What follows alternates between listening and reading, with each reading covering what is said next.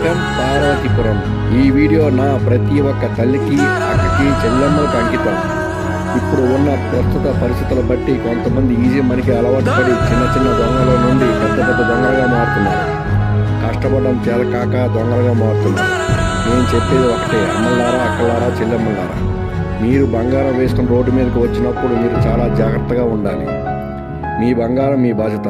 మనం కాపాడడానికి ఏ దేవుడు దిగిరాడు. దొంగలు ఎక్కువగా ఎవరు లేని ప్రదేశంలో దొంగతనాలు చేయడానికి చూస్తూ ఉంటారు. మీరు బంగారం వేసుకుని బయటకు వచ్చినప్పుడు రోడ్డు మీద ఎవరు లేని ప్రదేశాల్లో చాలా జాగ్రత్తగా ఉండండి.